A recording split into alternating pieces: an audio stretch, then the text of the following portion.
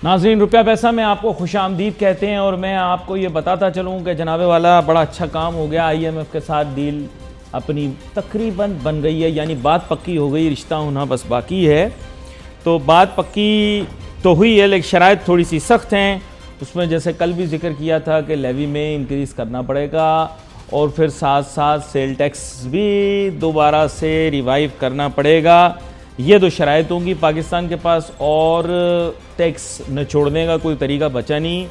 आम आदमी को तकरीबन निचोड़ चुकी पीटीआई की हुकूमत। जो रासा था वो जो था वो शब्बर ज़ैदी की बातों में आ गए।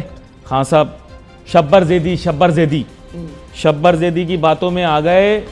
रुको, मैं नहीं घबराता, अब थोड़ी ओहदे के ऊपर, जो ओहदे के ऊपर नहीं उसको मुंह भी नहीं लगाओ। ये पाकिस्तान का उसूल है, रिटायर बंदे दी गल कुत्ता भी नहीं मनता, ठीक है ना। तो अब वो गया ख़त्म। मैं तो डब्बू से अब नहीं घबराता।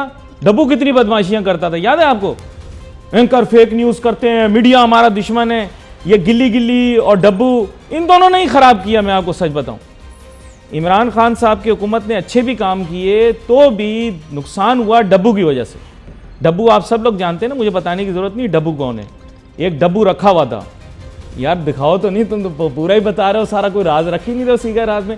खैर, डब्बू ने इमरान खान साहब की हुकूमत को ख़राब करने में, इमरान खान साहब की हुकूमत को बदनाम करने में, मीडिया के अंदर माशी तरक्की को पसे पुष्ट रखने में जो फाल लोग रहे हैं, डब्बू, गिल्ली और साथ में जो है शहजाद अकबर साहब, ठीक है, इन तीनों ने रोज़ आके जो है ना सिर्फ यही बात की, लुट गए, बर्बाद हो गए।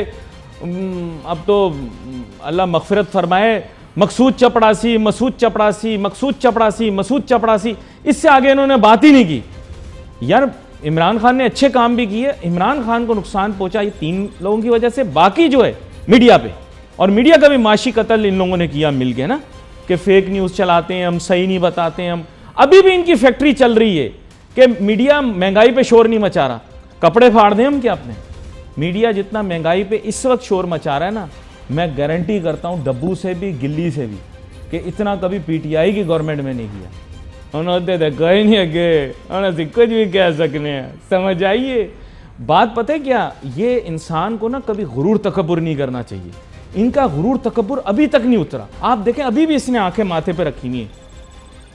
इसीलिए मैं इमरान खान साहब को कहता हूं कि ये शहजाद अकबर को तो निकाल दिया ना, ये दो बंदे निकाल दे। यकीन करें कल से इमरान खान का सिस्टम ठीक नहीं हो जाए तो मुझे बोलना। ये दो, डब्बू और गिल्ली, इन दोनों को अगर खान साहब फारिग कर देना, यकीन करें इनकी सेटिंग पक्की हो जाएगी। फिर इन्होंने गलत लोग रखे, शब्बर ज़ैदी रखा, पहले वो लाए असद उमर को। असद उमर ने कहा मैं चीखे निकालूंगा, उसको भी कब कुछ नहीं पता था, ही न्यू नथिंग। यकीन करो, he claimed he knew the economy. इन लोगों ने डिस्ट्रॉय किया। पहले उसने कहा IMF के पास नहीं जाएंगे, फिर पहुंच गया कशकोल लेके IMF के पास। डील इन लोगों ने बनाई थी ना। शौकत तरीन आ गया, बोला है यार ये बड़े जालिम है। यार शौकत तरीन साहब चुप कर जाओ यार, आप तो जरदारी साहब के भी वजीर खजाना रहे हो। खैर, इसी मौजू के ऊपर, इससे पहले कि मैं मेहमान का तारुफ कराऊँ, वली जरदारी साहब से भी मैं अफसोस करना चाहूँगा। उनकी वालदा का इंतकाल हो गया। और आसिफ अली जरदारी साहब के मुतल्लिक मैंने हमेशा एक अच्छी राय इस हिसाब से रखी है कि मैंने हमेशा उनको एक सियासतदान के तौर पर तस्वुर किया है। और इस अफसोस के लम्हे के अंदर मेरे ख़्याल से हमें भी उनके दुख में, अफसोस में शामिल होना चाहिए। मेरे साथ बहुत ही अहम मेहमान शामिल गुफ्तगू हैं, जनाब डॉक्टर मिर्ज़ा इख्तियार बेग साहब। वेलकम करता हूँ सर आपको। बहुत शुक्रिया आपका। आप भी अगर इजहारे अफसोस करना चाहें आसिफ अली जरदारी साहब। मैंने आज मैसेज भी, लेटर भी भेजा है आसिफ अली जरदारी साहब को और बिलावल भुट्टो जरदारी साहब को भी कि उनके ग्रैंड मदर की डेथ हुई है। फरियाल भुट्टो, फरियाल तालपुर साहबा को भी मैंने ताज़ियत की है। तो ये तो हमारा ट्रेडिशन है कि ऐसी गमी के मौके पे हम अपना एहसास दिलाते हैं कि इस गमी के मौके पर हम आपके साथ हैं। अल्लाह ताला उनकी मग़फ़िरत फरमाए। अच्छा, यहाँ अब इसी के साथ मैं आपसे जानना चाहूँगा कि IMF के साथ जो मामलात हैं वो अब तय पा गए हैं, लेकिन इसके बाद मामलात मज़ीद क्या बनेंगे, मुल्की मईशत के सम्त में जाएगी? मैं चाहूँगा थोड़ा सा आप बताइए। देखिए, पहली चीज़ ये है कि मैंने अपने हमेशा कॉलमों में जो मैं आपसे शेयर करता रहता हूँ, मैंने ये लिखा था कि किसी तरह से जल्द IMF से आप एग्रीमेंट साइन कर लें वो हमारी अनसर्टेनिटी को रोकेगा, रुपये का जो क्रैश है, जो स्लाइड है, वो रोकेगा, और ये जो बातें हो रही हैं डिफ़ॉल्ट की और श्रीलंका की, वो रुक जाएंगी। लेकिन बहुत डिले हुआ और इस अरसे में आपने देखा कि जो रुपया था वो 212-213 रुपये तक पहुंच गया इंटर बैंक में, और हमारे रिज़र्व जो हैं वो कम होके 8.9 बिलियन तक, 9 बिलियन से भी कम हो गए थे। ये एक बड़ा ख़तरनाक लामत था, क्योंकि ये एक महीने की ज़्यादा से ज़्यादा 1.25 महीने की इंपोर्ट के ये बराबर ये फंड्स थे जो हमारे स्टेट बैंक के रिज़र्व थे। और एक पैनिक हो गया था मार्केट में, डॉलर नहीं मिल रहा, लोग रिटायरमेंट नहीं कर रहे, बैंक एलसी वापस कर रहे हैं, ये सब अफवाहें फिर इसी तरह चलती हैं, और वो हालात ऐसे होते हैं कि लोग सच मानने पे मजबूर हो जाते हैं। हाइप भी क्रिएट होती है। कभी कभार कुछ ऐसा हो सकता है कि कोई एक्सपोर्टर हो, उसने कहा हो कि मैं डॉलर रोके हुए हैं, ज़रा मुझे रुपए ज़्यादा दिला दो, मैं डॉलर ले आऊँगा। हो सकता है। नहीं, हमने तो हो सकता है आपके टीवी के प्रोग्राम में और बजट में भी बड़ा बोल्ड तरीके से कहा था कि माँ हमारी इस वक्त परेशान है, और इस वक्त पाकिस्तान को $1 की ज़रूरत है। अगर आप अपने एक्सपोर्ट प्रोसीड बाहर रख रहे हैं इस उम्मीद पे कि उससे हम 2 हफ्ते के बाद लाएंगे तो हमें 3 रुपये ज़्यादा मिल जाएंगे, तो ये हमारा सारा, लेकिन गेम तो यही हुआ होगा ना। लेकिन गेम तो यही बना मेरे ना। स्टेट बैंक में बात हुई है मुर्तज़ा साहब से, सैयद मुर्तज़ा साहब जो एक्टिंग गवर्नर हैं, और मुझे खुशी है बताते हुए कि एक्सपोर्टर्स ने अपनी एक्सपोर्ट पे से रोकी नहीं, उनका इनफ्लो आता रहा। बड़ी अहम बात है, लेकिन यहाँ पर मुझे एक छोटी सी ब्रेक लेनी है, तो ब्रेक के बाद वापस हाजिर होंगे अपनी गुफ्तगू जैसे शॉर्ट ब्रेक।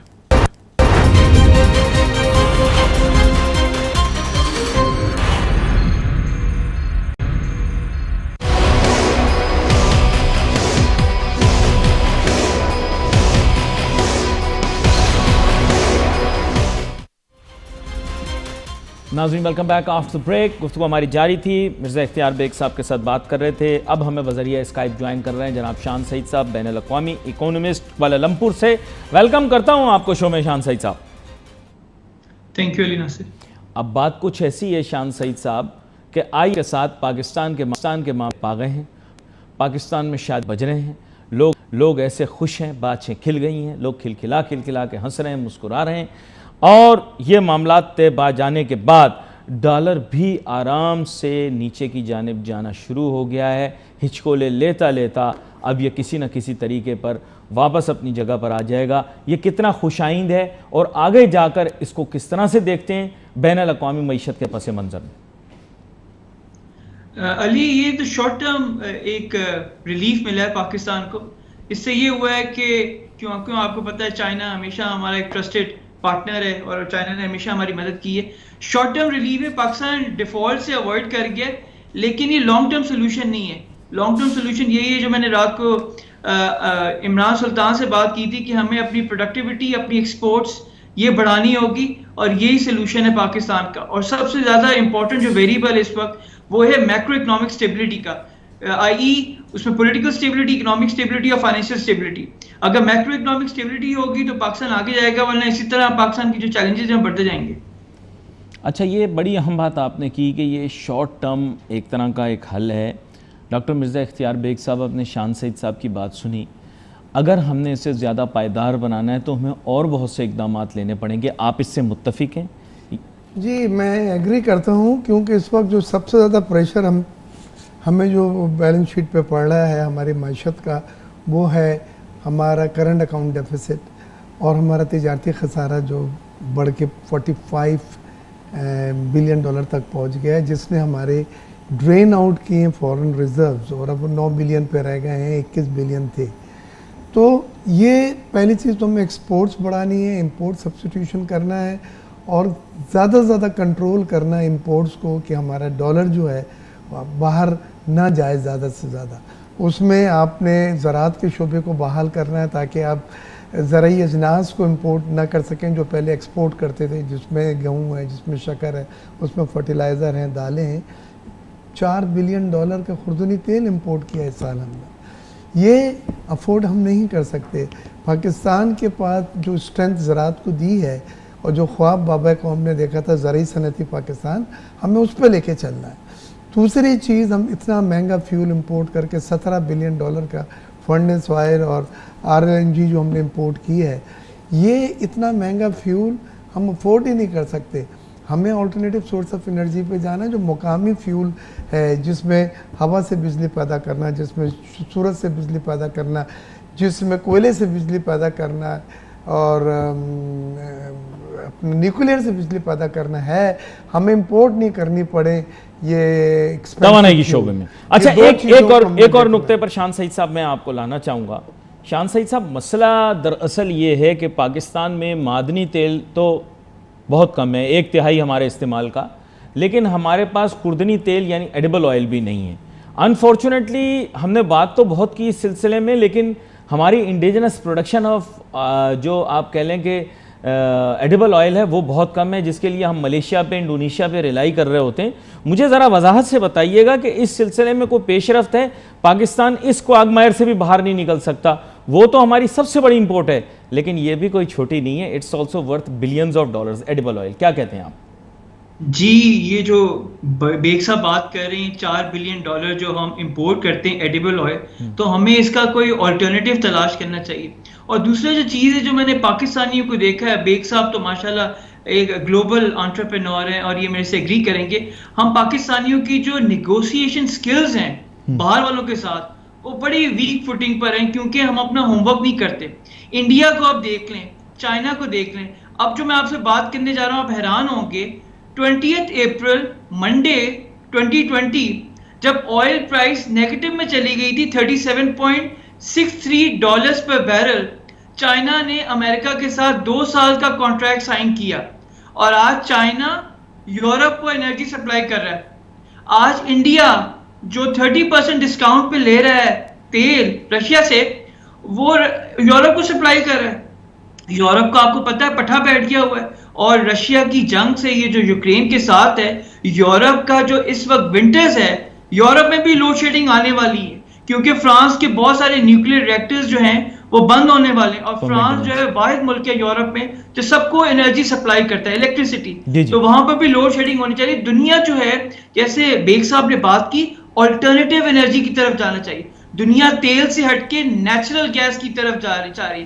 पूरी दुनिया इस वक्त LNG का फोकस है। मैं यहाँ पर देखता हूँ मलेशिया में, सिंगापुर में ज्यादातर जो कॉन्ट्रैक्ट साइन कर रहे हैं लोग, वो LNG के हैं और LNG की तरफ दुनिया बढ़ी है। तेल जो है वो तो फीजिबल नहीं है, और कोल जो है आपको पता है, हमने इतने साल बात की 2008 से कि जी हमारे कोल के जखायर जो हैं अगले 100 साल तक हैं, but the world is moving towards environment friendly sources, और जिसमें नेचुरल गैस जो है वो सबसे ज्यादा चीप है, सस्ती है और जो है एनवायरमेंट फ्रेंडली है। तो मेरा ख्याल है हमें निगोशिएशन स्किल्स अपनी इंप्रूव करनी चाहिए। हम ये जो 4 बिलियन है इसको 3 बिलियन पे भी ला सकते हैं, जो इस वक्त बात हो रही है। डॉक्टर बेग साहब ने बिल्कुल सही कहा कि हमारे जो डॉलर्स हैं वो बाहर ना जाएं, हम किसी तरह उनको रोकें, क्योंकि हमारे डॉलर रिजर्व के $100 बिलियन नहीं है, गिने चुके जो हैं 10-15 बिलियन डॉलर है, और उन्हीं को हमने सेव करना है।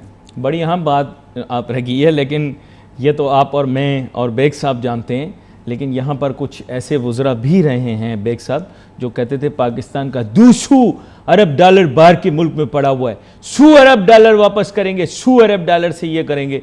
तो वो तो पता नहीं कहाँ गए पैसे। तो मुख्तसरन खैर, now we are fighting over pennies with the IMF। तो इसके बारे में क्या कहना चाहेंगे कि where do we bring such a large amount of money in case we want to build our reserves? जी, some the Saudis will give, some the Chinese will give, some IMF will give, but this will be a paltry amount. क्या कहते हैं आप, किस तरह build करें अपने reserves? जी bag साहब। मैं बात करूं? जी आप बात करें। मैं ये कह रहा था कि IMF का जो प्रोग्राम है, जैसे ही आप फाइनल एग्रीमेंट साइन करते हैं और बोर्ड से अप्रूवल मिल जाती है, तो हमारे कुछ $17 बिलियन की लाइन ऑफ क्रेडिट्स हैं एशियन डेवलपमेंट बैंक के साथ और वर्ल्ड बैंक के साथ, वो फ्रीज हो गई हैं। वो लाइनें हमारी खुलेंगी तो वो फंड्स हम ले सकेंगे जिनकी लिमिट हमें ऑलरेडी दी हुई है। फिर $2.3 बिलियन का कंसोर्शियम या कमर्शियल लोन है चाइना का, जो रिसेंटली मैच्योर हुआ तो हमने पे कर दिया था। अब वो उसको रोल ओवर कर रहे हैं 1% मार्जिन के ऊपर, जो पहले से बेहतर है।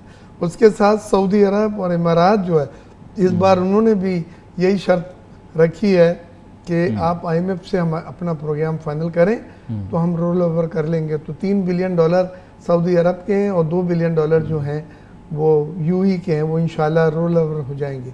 उसके साथ साथ RD और रोशन अकाउंट जो ओवरसीज़ पाकिस्तान का है, मैं सलाम पेश करता हूँ अपने पाकिस्तानियों को इस बुरी हालत में जहाँ उम्मीदें दम तोड़ देती हैं, जहाँ एतमाद ख़त्म हो जाता है रुपए के ऊपर। उन्होंने अपने पैसे बाहर से भेजे, $4.5 बिलियन का RD अकाउंट में अकाउंट खुल चुके हैं और 4 लाख अकाउंट खुले हैं 76 ममालिक में। ये वो ओवरसीज़ पाकिस्तानीज़ हैं जिनको एक कप चाय भी नहीं पिलाते, जो हर वक्त इस मुल्क के लिए उनके दिल में जो जज्बा है और मुल्क पे अच्छा होशियार भी बहुत हैं। देखें आप, ये ओवरसीज पाकिस्तानी होशियार भी बहुत हैं। परसों इन्होंने सबसे ज्यादा रेमिटेंस भेजी पाकिस्तान में और कल डॉलर गिर गया। $57 बिलियन की उनकी एक दिन की रेमिटेंस आई थी और ये तमाम चीज़ें अगर ना होती तो पैनिक क्रिएट होता और फिर डॉलर का डिमांड और बढ़ती और डॉलर मजीद स्ट्रॉन्ग होता और रुपया मजीद वीक होता। मेरे ख्याल से तो बड़े शाणे हैं, उनको खबर मिल गई थी कि जी कल डॉलर गिरने वाला है, परसों उन्होंने पैसे भेज दिए। मेरा ऐसा ख्याल है कि पाकिस्तान इतने भोले नहीं है, पाकिस्तान में रहें या दूसरे मुल्क में रहें, हरकत कोई ना कोई अपनी करनी होती, माजरत के साथ। खैर, यहाँ पर शान सईद साहब, आप भी ओवरसीज पाकिस्तानी एक तरह से अब तो हो गए हैं, पहले अब तो आप परदेसी हैं और परदेसियों से ना आंखें मिलाना। तो आप ये बताएं कि आप लोग मुल्क की बड़ी खिदमत कर रहे हैं, तो मैं ये जानना चाहता हूं कि ये रिकॉर्ड रेमिटेंसेस पाकिस्तान में आना शुरू हो गई हैं। आपने तो कहा था कि खान को हटा देंगे, हम पैसे नहीं भेजेंगे वापस। क्या चक्कर है, डॉलर महंगा मिला तो खान को भी भूल गए? जी शान सईद साहब। मेरा ख्याल है अभी भी पाकिस्तानियों की जो एफिलिएशन है वो ओवरसीज पाकिस्तानियों की, वो पाकिस्तान के साथ हैं। हमारी फैमिलीज वहाँ पर हैं, मेरी वालदा वहाँ रहती हैं, मेरी सिस्टर, मेरे भाई। तो मेरा ख्याल है अभी भी कुछ भी हो जाए, चाहे मैं अमेरिका चला जाऊँ, चाहे UK चला जाऊँ, लेकिन पाकिस्तान को नहीं भूल सकता और अपनी फैमिली को हमेशा मैं सपोर्ट करता रहूँगा। मेरे नहीं, बहुत सारे पाकिस्तानियों का सबका यही ख्याल है। नहीं, वो बात तो आपकी सही है, लेकिन वो कहा था ना कि खान साहब को हटा दिया, हम ₹1 नहीं भेजेंगे, पाकिस्तान को कंगाल कर देंगे, अब हम हुंडी हवाले करेंगे, हम पाकिस्तान को टिकने नहीं देंगे, पाकिस्तान को बचने नहीं देंगे अब हम, क्योंकि खान साहब को हटा दिए। तो वो तो कोई फर्क नहीं पड़ा सर, लोगों ने तो रिकॉर्ड रेमिटेंसेस भेजी। ये पूछ रहा हूँ आपसे, मुस्कुरा भी रहे हैं आप, बोल भी नहीं रहे, और बेग साहब तो अपनी मुस्कुराहट छुपा रहे हैं क्योंकि तो पीपल्स पार्टी से मुंसलिक हैं। इनको तो मजा आ रहा है। जी नहीं, मैं जवाब देना मैं कहता हूँ पाकिस्तान कम्स फर्स्ट। अच्छा, पर्सनैलिटीज के ऊपर नहीं जाना चाहिए, मुल्क सबसे पहले आता है। Pakistan comes first. मुशर्रफ साहब वाली बात की इन्होंने, तो आप एक लुकमा कर देना चाहे। मैं ये कहता हूँ कि ओवरसीज जो पाकिस्तानीज हैं वो लीडरों पे पर नहीं मोहब्बत करते, वो मुल्क से मोहब्बत करते हैं, सब्ज परचम से मोहब्बत करते हैं। और इस मुल्क को आज तकलीफ थी तो आपने देखा कि रिकॉर्ड रेमिटेंसेज हुई हैं और RD अकाउंट में जो इनफ्लो और उनमें पैसे भी आए। और इंटरेस्टिंग बात यह है कि वो उसी दिन आए हैं जिस दिन डॉलर ने हाईएस्ट मारा है। तो क्या चक्कर है कि जो है, यानी इसके मतलब ये है कि ज़ाहिर है अच्छे लोग हैं, ऐसी बात नहीं है। पाकिस्तानी सारे, मैं तो कहता हूँ पूरा पाकिस्तान बहुत अच्छा है, सिर्फ 2 ही लोग बुरे हैं पाकिस्तान में, एक मैं और एक मवेशियात, बाकी सब लोग ठीक हैं, तभी तो इतना बेहतरीन चल रहा है मुल्क। Let's take a short break.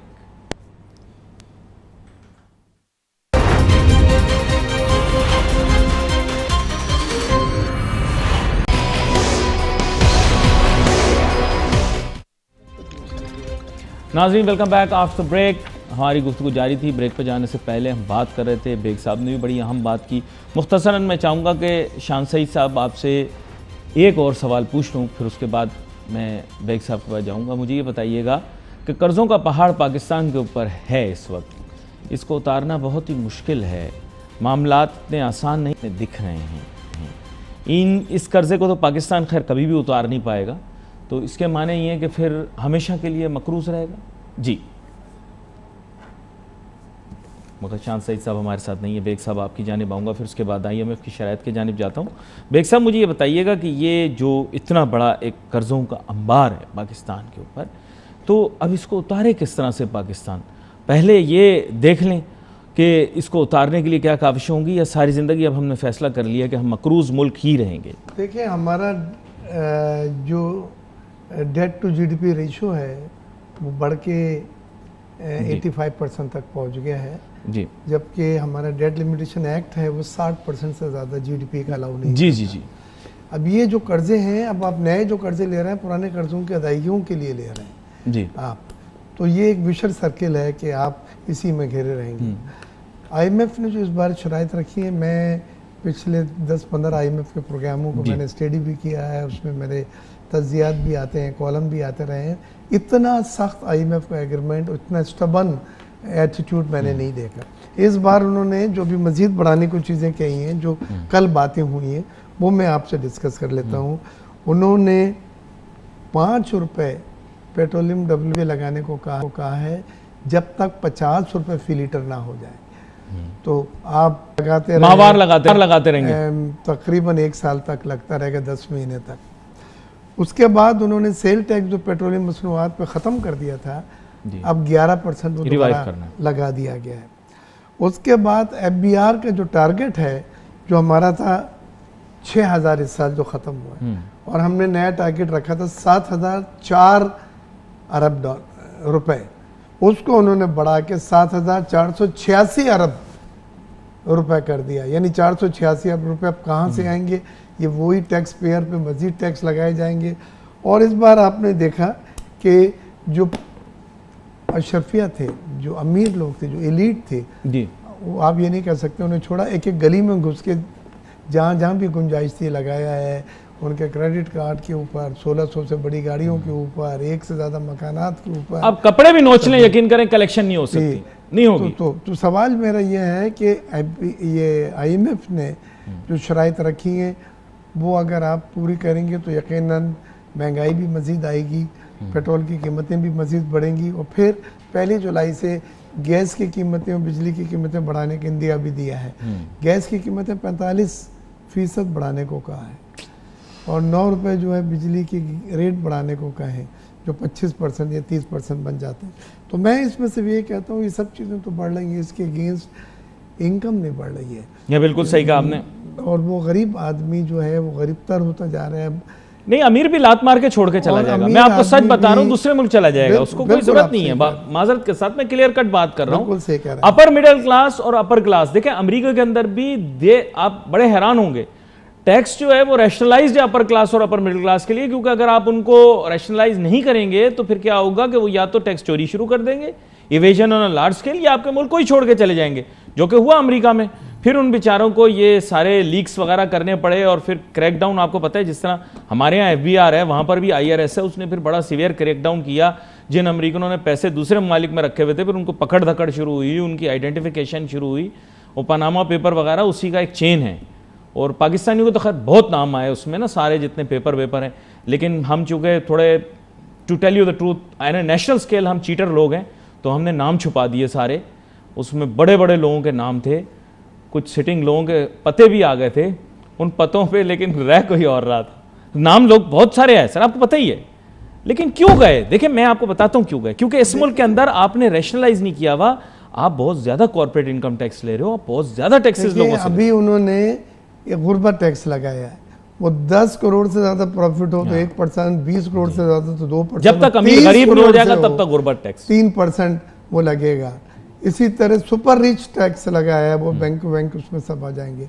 ये सब चीजें देखिए सर, बैंक जो है ना वो ना तो डब्बू खेलते हैं, सॉरी ये वाला डब्बू और है, उनको सारा पता है, वो आपको 55% क्या वो आपको 60% भी दे देंगे। आपने स्प्रेड उनको इतना प्यारा दिया है, उन्होंने एक्सपेंसेस से निकाल लेना है। हमारे यहाँ बैंक्स बड़े मजे के बने हुए हैं, they are very closely held banks, तो मजे हैं सर, उनकी पूरी लाइफ बैंक से चल रही है। बहरहाल आने वाला वक्त सख्त है, क्योंकि आपकी जीडीपी को कम करने को कहा। मैं आपको एडवाइस करूं, आप भी बैंक ले लें। 6% को 5% करने को कहा है। जब जीडीपी कम होगी, माशी रफ्तार सुस्त होगी, टैक्सेस कहाँ से वसूल कर सकेंगे आप? 1000 अरब, तभी तो सिर्फ पेट्रोल पे फोकस किया है, 486 अरब रुपए। सर गोरों ने कहा है कि सिर्फ पेट्रोल से ही आएंगे और नहीं आएंगे। तो देखिए ना, पेट्रोल में भी अब आप ये देखें कि उसका ताल्लुक है हर चीज़ से, किरायों से है, हर रेंटल से है, बिजली पैदा करने से है, वो तो अक्रॉस द बोर्ड उसका इम्पैक्ट आता है। तो मैं समझता हूँ ये साल बहुत सख्त है हम लोगों पे, सब पे, वेरिएबल्स बहुत हो गए, लेकिन अल्लाह की शुक्र एक चीज़ है जो मुस्बत में बात करके बात ख़त्म करूँगा कि पेट्रोल की प्राइस इंटरनेशनल मार्केट में कम होने शुरू हो गए और पेट्रोल की प्राइस जो $120 पर बैरल तक पहुंच गए थे वो 103 और 104 डॉलर तक आ गए हैं, जिसकी वजह से और रिजर्व्स की वजह से और IMF की एग्रीमेंट की वजह से डॉलर जो 212 रुपये तक पहुंच गया था वो आज इंटर बैंक में 208 रुपये पे आ गया है। तो मितवा साहब ने ये कहा था कि उन्होंने जो कैलकुलेशन की है इस बजट में वो $120 फी बैरल के हिसाब से की है, लेकिन अगर ये कम होती है तेल की कीमत इंटरनेशनल प्राइसेस में तो हम ये पास ऑन करेंगे। तो वो एक आप इंटरेस्ट रेट बढ़ने, आप इंटरेस्ट रेट का हमेशा जिक्र करते हैं ना जी, इंटरेस्ट रेट बढ़ने वाला होगा मेरे ख्याल से, इंटरेस्ट बढ़ेगा। अगर आपकी इन्फ्लेशन जो ये बता रहे हैं ना मंथ ऑन मंथ इतनी ज्यादा आ रही है, फिर आप मेंटली प्रिपेयर हो जाए। 12-13% तो अभी है, लोग 13-14% की बात कर रहे हैं और अफराते ज़र जिस रफ्तार से बढ़ रहा है, क्योंकि महंगाई सामने सब जिस तरीके से चीज़ें बढ़ रही हैं तो यकीनन अफराते ज़र बढ़ेगा। उसके लिए आपको टाइट मॉनेटरी पॉलिसी के लिए डिस्काउंट रेट मज़ीद बढ़ाने पड़ेंगे। जब डिस्काउंट रेट आप बढ़ाएंगे फाइनेंशियल कॉस्ट बढ़ेगी तो सरमायाकारी मुल्क में रुक जाएगी, नई जॉब की मुलाजमतों के मौके कम हो जाएंगे और माशी सुस्त रफ्तारी की तरफ जाएंगे। तो ये आने वाला वक्त बड़ा गंभीर है। दुआ करें अल्लाह ताला इसको उस वक्त तक हम इसको बर्दाश्त कर लें कि सिचुएशन जो है काबू में आ जाए। बड़ी अहम बात आपने की यहाँ पर नाजरीन। मैं message on Facebook Ali Nasir हमारी टीम को इजाज़त दीजिए। अल्लाह हाफ़िज़।